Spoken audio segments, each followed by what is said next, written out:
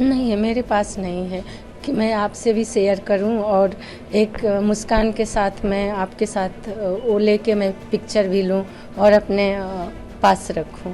वो नहीं है।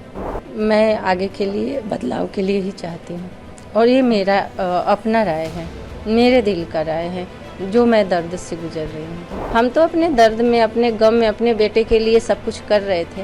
उनका चल रहा था प्लानिंग, क्या करना है क्या नहीं। टच भी नहीं की, ऐसे कर दी। उनके हाथ ही मेरे टच में था, सम्मान तो उनके हाथ में था। तो बड़ा फक्र होता, लेकिन ऐसा सौभाग्य नहीं मिला और हम तो छू भी नहीं पाए।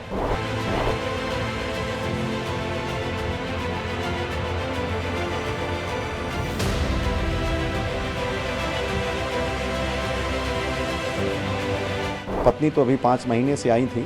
अब निश्चित रूप से उनका जो गम है वो काबिल वाइस है, लेकिन अगर ऐसा है कि हम आज अगर सुबह सो के उठें तो अपने बेटे की उस पुरस्कार को देख पाते कि ठीक है, तो बड़ा फक्र होता, लेकिन ऐसा सौभाग्य नहीं मिला और हम तो छू भी नहीं पाए।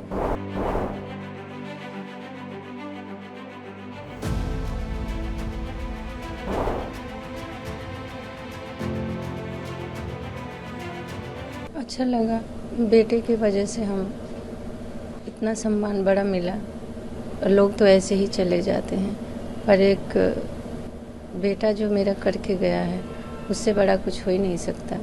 बहुत बड़ा सम्मान था और बहुत अच्छा लग रहा था, पर कुछ दर्द भी था और कुछ खुशी भी थी कि मेरा बेटा ये करके गया है, इतना बड़ा काम करके गया है जो 4 परिवारों को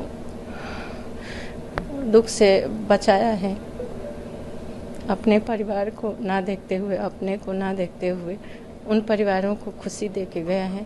इससे बड़ा क्या सम्मान होगा, इससे बड़ा क्या खुशी होगी कि मेरा बेटा इतना बड़ा काम करके गया है। दर्द है कि मेरा बेटा मेरे साथ नहीं है, इसका कोई अंदाज़ा ही नहीं लगा सकता, एक माँ ही लगा सकती है।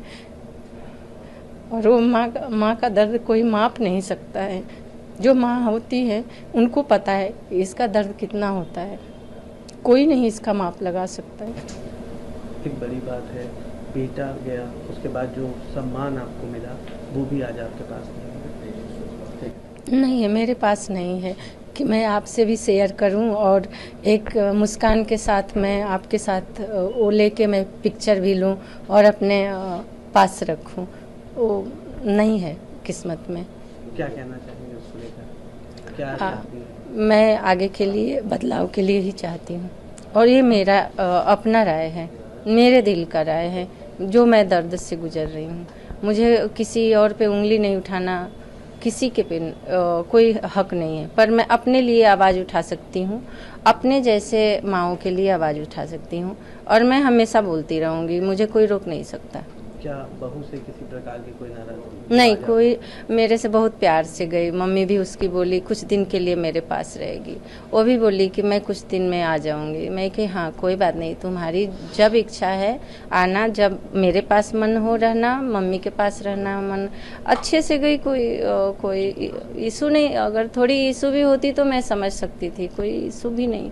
इतना प्यार से 13 दिन रहे हम साथ में, जो भी बेटे का संस्कार हुआ उसमें कुछ लगा ही नहीं कि हम तो अपने दर्द में, अपने गम में, अपने बेटे के लिए सब कुछ कर रहे थे। उनका चल रहा था प्लानिंग, क्या करना है क्या नहीं, वो जाने, वो बेहतर बताएंगे। आपने एक बड़ी बात कही कि मैंने अपनी बहू को अंशुमान कहा। उसको भी पता है, क्वेश्चन करिएगा।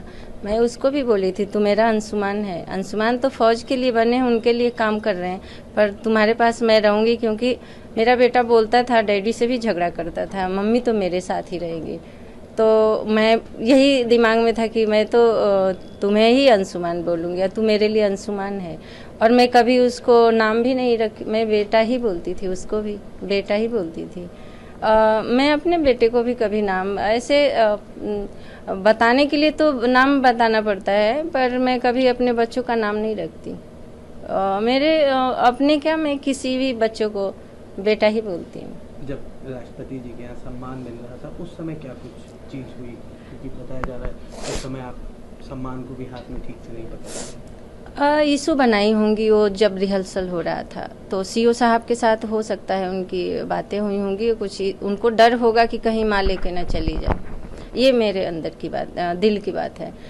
उनको डर होगा इसलिए वो इशू बनाई, ऐसा कुछ भी नहीं था।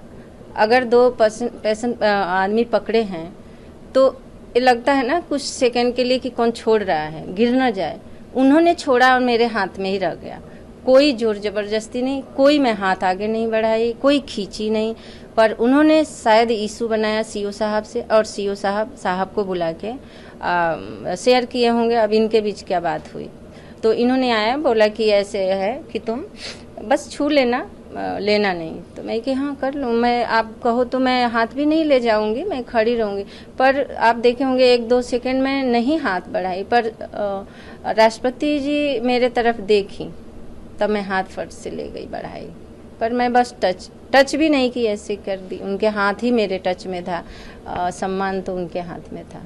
आज बेटे की क्या कुछ यादें मौजूद हैं, कैसे सोचती हैं, कब चीज़ें? एक माँ के लिए तो बचपन से ही जैसे बच्चे होते हैं, आज जितने दिन कुछ करके गए, एक एक पल की बातें याद आती है। और वो मैं शायद मेरी सांस जब तक रहेगी ख़त्म ही नहीं होगा वो पल बताने में, ख़त्म ही नहीं होगा। कोई उसका नंबर नहीं मैं बता सकती कितने दिन में ख़त्म होगा, वो पल कभी ख़त्म नहीं होगा। मैं वही सोचती रहती हूँ कब क्या किए थे हम, कैसे मैं उसको कैसे करती थी, क्या करती थी। वो हर माँ बाप के लिए बच्चे होते हैं प्यारे, लेकिन उन बच्चों में एक बच्चा होता है जो ज़्यादा ही माँ बाप के प्यारे होते, माँ बाप के लिए होते हैं, तो वो शायद वो अकेला था। देखिए, जो देश का द्वितीय शांतिकालीन सर्वोच्च वीरता पुरस्कार है, ये अपने आप में एक आदर्श है और अनुकरणीय है। और हमारे बेटे को मिला, वो ज़िले का पहला खुशनसीब है जिसे ये सम्मान मिला। तो हमारी पूरी नस्लें, या ये कहें कि पूरा ख़ानदान और हमारा क्षेत्र और ज़िला इसके लिए सरकारों का कृतज्ञ रहेगा। और सरकारों का सहयोग हमारे साथ बड़ा ही अनुपम और आदरणीय रहा है। एक तरफ जहाँ ये सम्मान मिला, उसके मिलने की खुशी, वहीं दूसरी तरफ उस सम्मान को ना घर ला पाने का भी दुख बिल्कुल है, क्योंकि अगर ला पाते तो बेहतर होता। क्या कहना चाहेंगे सर उसको लेके, इसके पीछे क्या चीज़ें रहीं और क्या उसमें आपकी राय है? चीज़ें रहीं वो मैंने पब्लिक डोमेन में बहुत बोल दिया है, बहुत ज़्यादा इस पे बोलना, दुखों को फिर कुरेदना है। इच्छा ज़रूर थी कि हम ले पाएँ, लेकिन कुछ ऐसी परिस्थितियाँ बनी जिससे कि हम नहीं ले पाए, नहीं देख पाए। तो मेरा दिली इच्छा ज़रूर है कि मतलब ऐसा कुछ न कुछ प्रावधान होना चाहिए जिससे किसी की इच्छाओं के कलियों पे तुषारपात ना हो और किसी को शहादत के गम के साथ साथ खुशी मनाने का भी अवसर मिल सके। बेटे को लेकर के क्या सोचते हैं, किस तरह से चीज़ें रहीं और आज के समय क्या है? बेटा शायद उसको इस दुनिया से बहुत जल्दी जाना था। वो एक अनुपम धरोहर था भगवान की कृति का। क्योंकि 2 चीज़ें मैं आपको शेयर करूं, अपनी शादी में वो एक सूट लेकर के गया था और माताजी ने ये कह दिया कि मेरे बेटे की शेरवानी बहुत अच्छी थी, तो उस पूरे शादी के फंक्शन में वो सूट नहीं पहना, वो जूते और वो सूट पैक हमारे घर वापस आए थे। दूसरा, उनके बाल कुछ पके हुए थे, आप फोटो में देख सकते हैं। तो उनकी मम्मी ने पहले कह दिया था कि मेरे बेटे का बाल बहुत सुंदर लग रहा है, तो उस पूरे शादी के जश्न में सब कह के हार गए, उन्होंने अपने बाल को रंगा नहीं। तीसरा, वो दाढ़ी बहुत प्रेम से रखे थे क्योंकि फौज में कम रखने को मिलता है, तो जब आए थे तो उसमें रखे थे और शौक से कि जब जाएंगे तो छीलना पड़ेगा। तो मेरे एक भाई ने कहा कि बेटा आज दाढ़ी छील दो, बोला अभी आते हैं अंकल, और वो होटल में तत्काल छील के आ गए। तो परिवार के साथ उनका जो एफिलिएशन था वो बड़ा ही आले दर्जे का था और माता जी के साथ स्पेसिफिक जैसे था वो तो यूनिक था। तो हमें गर्व है अपने बेटे पे कि आज जहाँ भी होंगे उनकी आत्मा को शांति मिले। और निश्चित रूप से उन्होंने जो रास्ता चुना इस धरा को छोड़ने का, वो मोक्ष पे अपना अमृतत्व का अधिकार सिद्ध करता है और अमृतत्व पे उनका अधिकार सिद्ध है। तो मेरा इतना भौतिक रूप से कद नहीं कि मैं उनकी आत्मा को सत सत प्रणाम करता हूँ, मैं कोई भी उनको साधुवाद दे सकूँ या कोई कामना कर सकूँ, क्योंकि ये शास्त्रों में वर्णित है कि राष्ट्र पे जो अपने आप को समर्पित करता है वो सीधे मोक्ष को प्राप्त होता है। तो हिंदू धर्म में केवल अंतिम इच्छा होती है मोक्ष को प्राप्त करना। मेरी जहाँ तक जो मान्यता है और जो धर्मों में थोड़ी सी लगाव के कारण जानकारी है, तो मोक्ष पे उनका अधिकार सिद्ध है, इसलिए उस महान आत्मा को सत सत प्रणाम करता हूँ। और मैं ये नहीं कामना कर सकता कि उनकी आत्मा को शांति मिले, वो तो परम शांति में विलीन हो चुके हैं। एक आखिरी सवाल रहेगा, आज के समय जिस तरह से चीज़ें चल रही हैं, लगातार ये बात कही जा रही है कि उस सम्मान जो पलक मिला उस पर आपका भी उतना ही अधिकार था जितना आपकी बहू। निश्चित रूप आप से किस तरह से देखते हैं? निश्चित आप क्या चाहेंगे? निश्चित रूप से अधिकार था, क्योंकि उनको बहादुर बनाने के क्रम में माता पिता, परिवार, परवरिश, उनके गुरु, उनके मित्र, सबके अपना अपना सहयोग है। जैसे किसी व्यक्तित्व का निरूपण होता है और निर्धारण होता है, तो पत्नी तो अभी 5 महीने से आई थी। निश्चित रूप से उनका जो गम है वो काबिल वाइस है। लेकिन अगर ऐसा है कि जिस हम आज अगर सुबह सो के उठें तो अपने बेटे की उस पुरस्कार को देख पाते कि ठीक है, तो बड़ा फ़क्र होता। लेकिन ऐसा सौभाग्य नहीं मिला और हम तो छू भी नहीं पाए। तो यही कुछ गम थे जो कि सरेबज़्म हमने अपनी दास्तां को बयां की, वरना ये बड़ा खूबसूरत मंजर नहीं है जिसे कि सरेबज़्म कही जाए। तो वाइफ उनकी कितने टाइम से उनके टच में थी, ये भी बात कही जा रही है। और उसके बाद क्या कुछ चीज़ें रहीं, कुछ एड्रेस को लेकर के भी बात करते? हाँ, उनकी वाइफ जब वो इंजीनियरिंग करने गए थे 2015 में, जुलाई अगस्त का महीना रहा होगा, सितंबर में वो चले गए थे आर्म्ड फोर्सेस मेडिकल कॉलेज, तो वो भी आई थी वहाँ इंजीनियरिंग करने के लिए। तो उनकी जो भी पहचान या आप कहें कि प्रेम का जो प्रगाढ़ता बड़ी होगी, उसके बाद वो चले गए और जो भी मुलाकातें रही होंगी, तो कभी कभार छुट्टी तो हमारे ही पास आते थे। एक आध बार हो सकता है कि मुलाकात हुई, उनके दोस्तों से मिला कि किसी से बातचीत इनकी कभी कभार होती है। कभी उन्होंने हटाया, कभी ब्लॉक किया, कभी ये किया। और कमीशन के बाद भी कुछ ऐसा नहीं मिला कि बहुत जो है मतलब प्रगाढ़ प्रेम का ऐसा रहा हो। जो भी रहा हो, मैं उस प्रेम का पूरा सम्मान करता हूँ। उन्होंने उस पहचान को, उस प्रेम को, जो प्रेम की पूर्णता है, उसको प्रदत्त करने के लिए कहा कि हम शादी कर लेते हैं। और हमने बड़े धूमधाम से शादी किया। और उनके मदर फादर भी आदरणीय हैं, उन्होंने बड़े धूमधाम से शादी किया। हम 10 फरवरी को शादी किए और जरा भी हमारे बीच में कोई कंट्रोवर्सी या वो नहीं था। 19 जुलाई को भी हमारी बहू ने हमें सूचित किया था और वो यहाँ आई थी और पूरे रस्म रिवाज में साथ रहीं।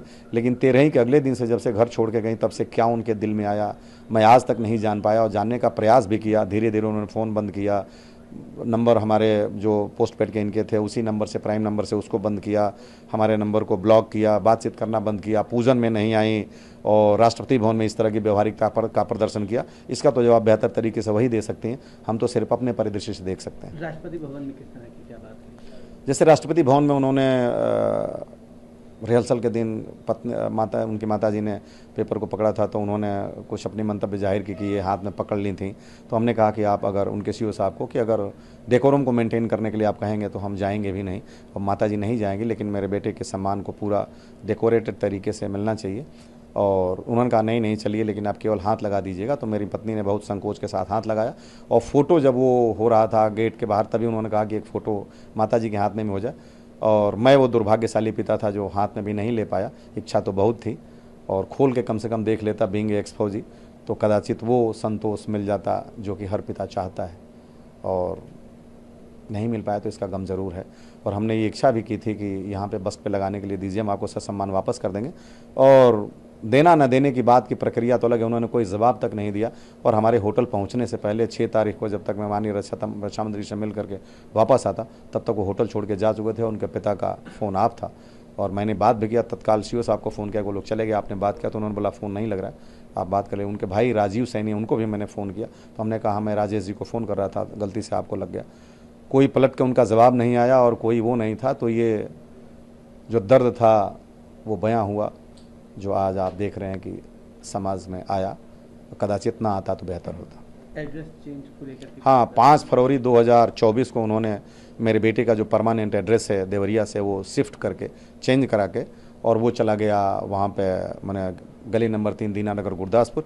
जब मुझे पता चला प्रेसिडेंट वहाँ पे होटल में उनके सीओ साहब के माध्यम से, तो मैंने कहा ये बहुत गलत हुआ और कम से कम हमारी नोटिस में होना चाहिए, क्योंकि वो हमारे परिवार के हिस्सा थे, सदस्य थे और उनकी पहचान हमसे और हमारी पहचान उनसे है। तो आप उनके एनओके का रेजिडेंशियल एड्रेस, कम्युनिकेशन एड्रेस, जो एड्रेस चाहिए चेंज कर लीजिए, लेकिन उस अफसर का पार्ट 2 आर्डर में परमानेंट एड्रेस नहीं चेंज होना चाहिए था। तो मुझे कहा गया कि ये प्रक्रिया है और उनके एप्लीकेशन पे ऐसा किया जा सकता है। मतलब कोई बात नहीं, प्रक्रिया है तो आप प्रक्रिया का पालन करें, आप उसी का पालन करेंगे जो निर्धारित मापदंड है। लेकिन मैं अपनी बात को तो रख सकता हूँ और मुझे आज भी इस चीज़ का गम है। मैं चाहूँगा कि मेरा एड्रेस पुनः जो उनकी पहचान है वहाँ पे हो जाए, और जो भी कम्युनिकेशन का एड्रेस या रेजिडेंशियल एड्रेस, टेम्प्रोरी एड्रेस इनके एनओके का है, वो वहाँ रहे।